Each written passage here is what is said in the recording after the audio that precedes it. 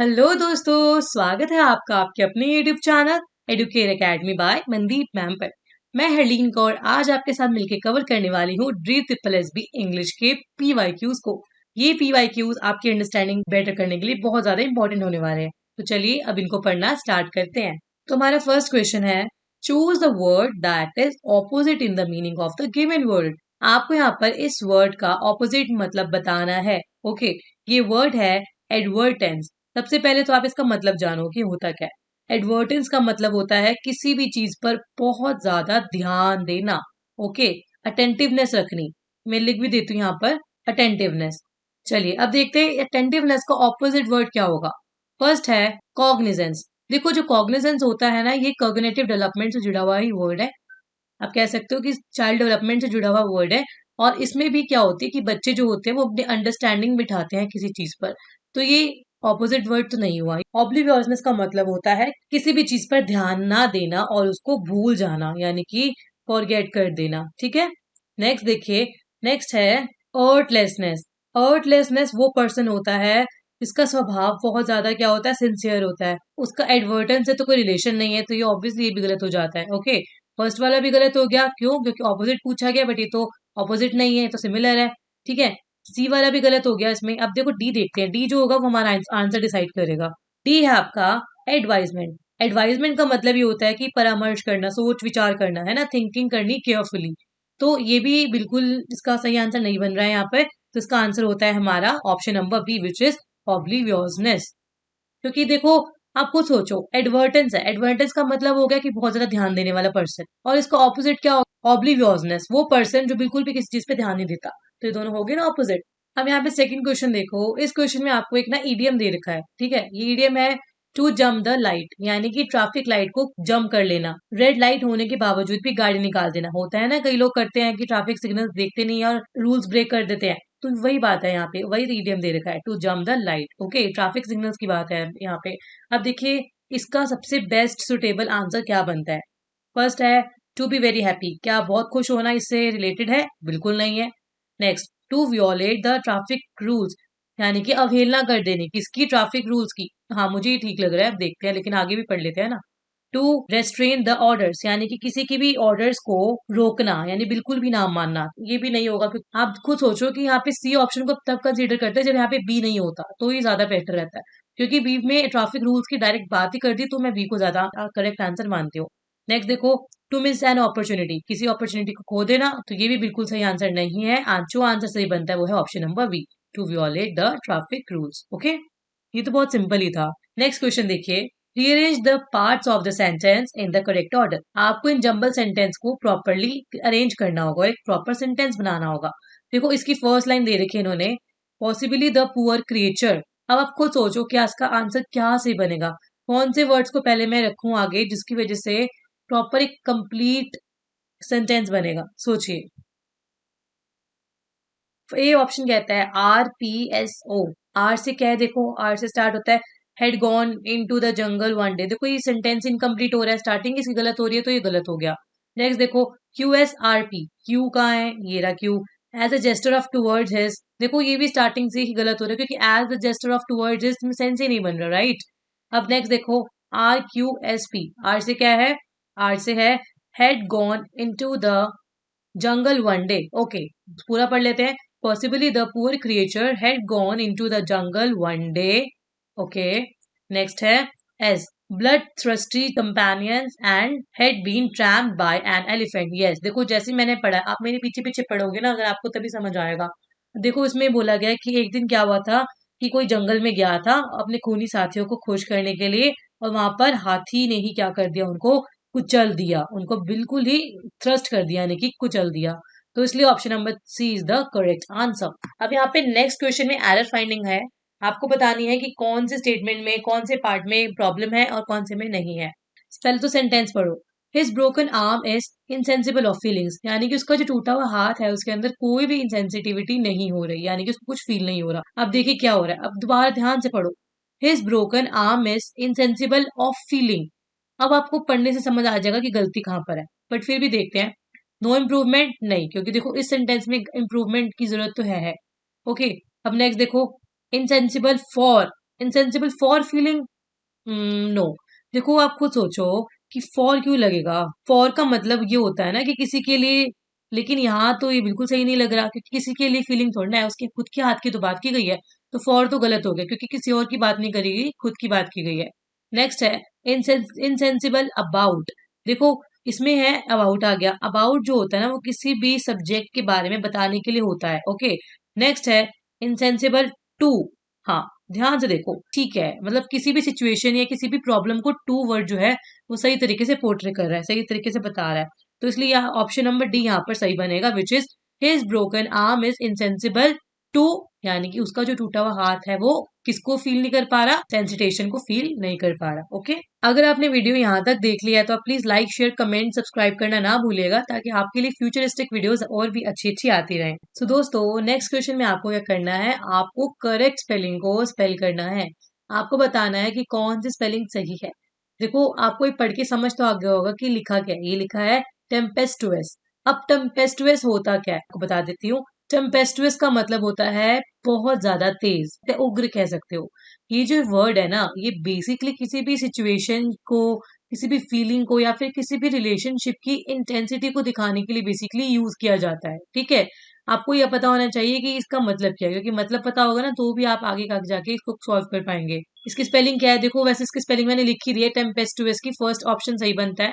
अब देखो टेम्पेस्टोस बिल्कुल गलत वर्ड है, इसका कोई मतलब ही नहीं होता। नेक्स्ट देखो टेम्पेस्टस, ये भी गलत हो गया।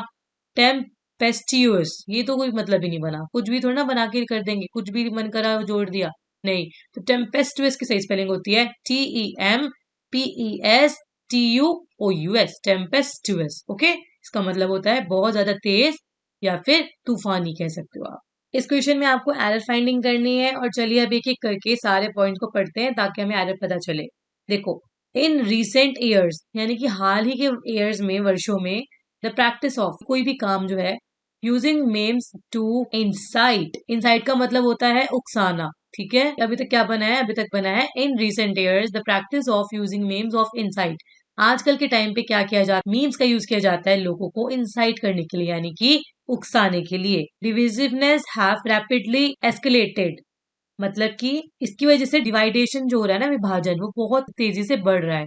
ओके, अब देखो यही बात है ना, आजकल के टाइम पे मीम्स का यूज किया जाता है लोगों को परेशान करने के लिए, उकसाने के लिए। इसकी वजह से लोगों में ना बहुत ज्यादा डिस्क्रिमिनेशन हो रहा है, बहुत ज्यादा भेदभाव पाया जा रहा है। तो आपको बताना है कि कौन से सेंटेंस के अंदर, कौन से पार्ट के अंदर गलत इंग्लिश ग्रामर का यूज हुआ है।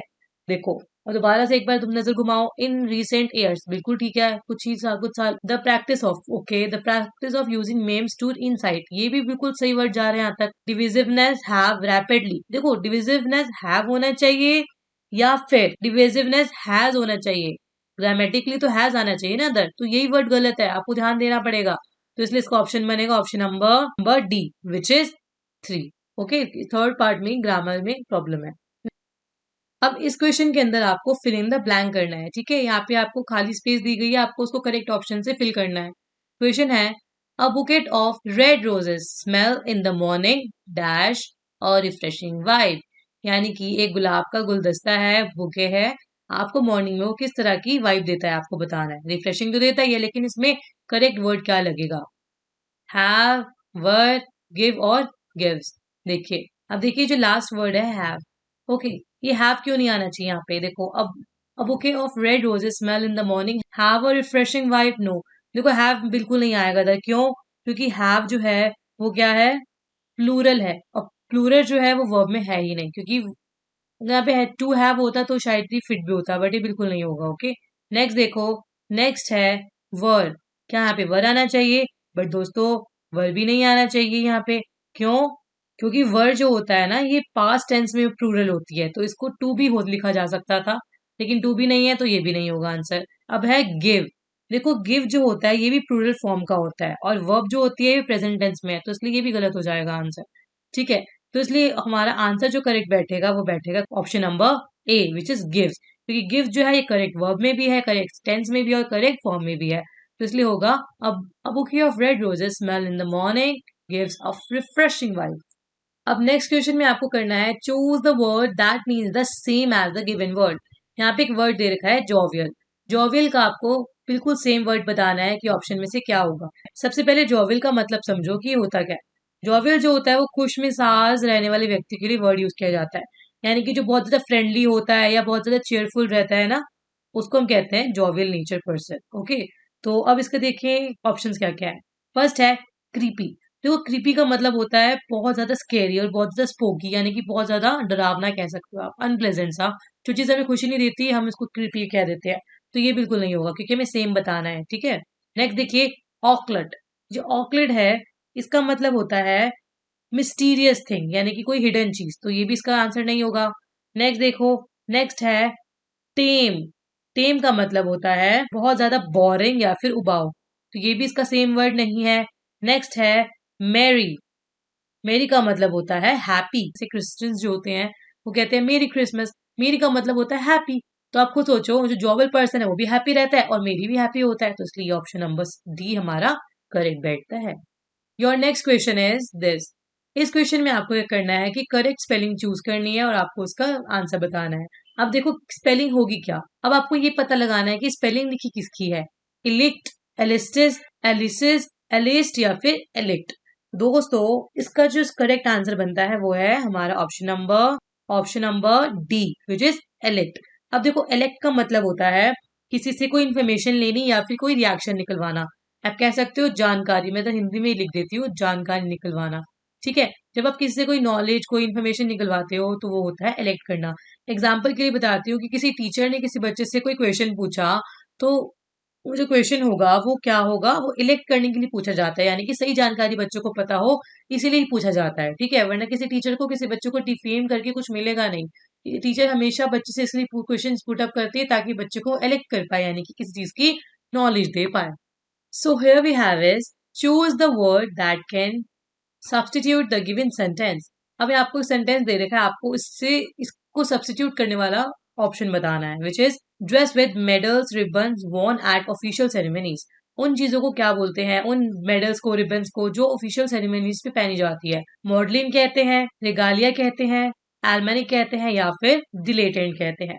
तो देखो आपको सबके मतलब पता होने चाहिए, मैं एक एक करके सबके मतलब बता रही हूँ यहाँ पर। मॉडलिन का मतलब होता है ओवरली सेंटिमेंटल, यानी कि जरूरत से ज्यादा किसी को इमोशनल होना। तो जो पर्सन ओवरली सेंटिमेंटल यानी कि बहुत ज्यादा इमोशनल होता है तो उसको बोलते हैं मॉडलिन। तो इसमें ये बिल्कुल रॉन्ग आंसर बनेगा क्योंकि सेरेमनी का नाम पूछा गया कि क्या होती है। नेक्स्ट देखिए, नेक्स्ट है रेगालिया। देखो रेगालिया, हाँ ये बिल्कुल करेक्ट आंसर है। क्यों? क्योंकि रेगालिया ही वही सेरेमनी होती है जिसमें ड्रेसेस मेडल्स और रिबन्स को पहनाया जाता है या फिर पहना जाता है। तो ये option number B is the right answer. But फिर भी हम दोनों ऑप्शंस पढ़ लेते हैं। सी में दे रखा है हमारे पास एल्मेनिक। देखो एल्मेनिक क्या होता है, एल्मेनिक एक कैलेंडर होता है, आप कह सकते हो ईयरली कैलेंडर होता है जिसमें सारी की सारी इंफॉर्मेशन ग्रैब्ड होती है। ओके, लास्ट पॉइंट देखो दिलेटेनेंट। देखो जो ये पर्सन होता है ना वो पर्सन होता है जो किसी चीज के अंदर इंटरेस्ट तो रखता है लेकिन उसके ऊपर वो काम नहीं कर पाता, ठीक है। तो इसलिए ऑप्शन नंबर बी हमारा बिल्कुल करेक्ट आंसर था। सो आपका नेक्स्ट क्वेश्चन है A sentence has been given in the blank to be filled with an appropriate word। आपको एक सेंटेंस दिया गया, आपको यहाँ पे appropriate word लगाकर इसको कंप्लीट करना है। सेंटेंस है with two dash motions she pinned him down। अब आपको बताना है इस सेंटेंस के अंदर कौन सा वर्ड सही होगा। देखो सबसे पहले तो सेंटेंस का मतलब क्या होता है ये पता होना चाहिए। इस सेंटेंस में बोला गया है, इस सेंटेंस का मतलब है कि कुछ तेज हरकतों से यानी तेज मोशन से क्या हुआ, किसी गर्ल ने किसी बॉय को नीचे गिरा दिया। ओके, फर्स्ट है लॉफ्टी। देखो लॉफ्टी का मतलब होता है बहुत ऊंचा, ये है ना, बहुत ज्यादा ऊंचा। तो यहाँ पे सेंस नहीं बैठता इसको, तो गलत ऑप्शन हो गया। नेक्स्ट है स्वीट। स्वीट यानी कि मीठा, यहाँ पे कोई मीठे इमोशन की बात हो रही है, बिल्कुल नहीं हो रही, गलत। नेक्स्ट है स्विफ्ट। देखो स्विफ्ट का मतलब होता है बहुत तेज या फिर जल्दी होने वाला, तो मोशन और इसका रिलेशन हो सकता है, बट फिर भी ऑप्शन भी देख लेते हैं पहले। डी है साइलेंट। देखो साइलेंट यानी कि शांति, अब शांति का मोशन यानी कि स्पीड से क्या ही मतलब रिलेशन। तो इसलिए ऑप्शन नंबर सी जो है बिल्कुल करेक्ट बैठेगा, विच इज स्विफ्ट। यहाँ पे क्या आना चाहिए था, यहाँ पे आना चाहिए था स्विफ्ट मोशन। स्विफ्ट मोशन मतलब कि बहुत तेज मोशन, बहुत तेज गति। नेक्स्ट क्वेश्चन देखो, नेक्स्ट क्वेश्चन में भी एरर फाइंडिंग है, ठीक है। तो आपको बताना है कि कौन से पार्ट में एरर है, उसको आपको फाइंड करना है। तो पढ़ते हैं चलो उसको। The first two chapters, the two first chapters what. देखो टू और फर्स्ट ये कोई बात हो सकती है, दो चैप्टर वो भी पहले, ये बिल्कुल गलत हो गया। पढ़ते ही पता चल गया the two first chapters will not come in your exams. ठीक है, बाकी सेंटेंस तो वैसे भी करेक्ट ही लग रहे हैं, तो पढ़ते ही हमें आंसर पता चल चुका है। The two first chapters is the wrong part. Why? Because two and first कभी भी साथ में नहीं आता। क्यों? क्योंकि एक ऑर्डिनल नंबर है और दूसरा कार्डिनल नंबर है, और कभी भी ऑर्डिनल और कार्डिनल नंबर साथ में नहीं आते, इसलिए टू फर्स्ट कभी भी नहीं लगेगा। ओके, तो इसलिए ऑप्शन नंबर बी हमारा सही होता है, विच इज दिस। अब नेक्स्ट क्वेश्चन आपकी स्क्रीन पर है, इसमें आपको ऑल्टरनेटिव वर्ड बताना है अपनी इडियम का। आपकी इडियम है टू लूज ग्राउंड, यानी कि इंटरेस्ट खो देना। ठीक है, अपना महत्व या नियंत्रण ही खो देना। ओके, अब इसका बताइए, इसका रिलेशन किसके साथ है, इसका ऑल्टरनेटिव यानी इसका भाई कौन सा है। टू डाई, मरना। मरना तो नहीं होगा, क्योंकि कंट्रोल खोने से मरने का कोई रिलेशन नहीं है। नेक्स्ट है to to have no clue, यानी ये देखो, ये भी गलत होगा, क्योंकि इसका मतलब होता है अंदाजा ना होना, इसका भी इससे कोई रिलेशन नहीं है। नेक्स्ट है टू लूज मनी, पैसे खो देना, तो टू लूज ग्राउंड से इसका भी कोई रिलेशन नहीं है। Last option to lose importance, yes ये बिल्कुल करेक्ट ऑप्शन है। क्यों? क्योंकि टू लूज ग्राउंड का मतलब ही ये होता है कि अपनी इंपॉर्टेंस या अपनी या फिर किसी भी चीज की इंपॉर्टेंस खो देनी, और वही सेम बात ऑप्शन नंबर डी में लिखी है, तो that's why option number D is the correct option. अब आपके सामने नेक्स्ट क्वेश्चन है। इस क्वेश्चन में आपको एक वर्ड दे रखा है जिसको बोलते हैं ब्रॉडन। अब ब्रॉडन का मतलब क्या होता है? अब आपको ब्रॉडन का क्या करना है, आपको बिल्कुल करेक्ट वर्ड बताना है जिसे हम रिप्लेस कर सकते हैं इसके साथ। ठीक है, अब ब्रॉडन का मतलब जान लो। इसका मतलब होता है किसी भी चीज को बहुत ज्यादा एग्जैजरेट करना, यानी कि बड़ा चढ़ा के बताना या बड़ा चढ़ा के करना। ठीक है, अब इसका ऑप्शन देखते हैं कि क्या होगा। फर्स्ट है सबड्यू। देखो, सबड्यू बिल्कुल गलत आंसर होगा इसका। क्यों? क्योंकि इसका मतलब होता है किसी चीज पर काबू करना या फिर कंट्रोल करना, डोमिनेंस करना। नेक्स्ट है नैरो।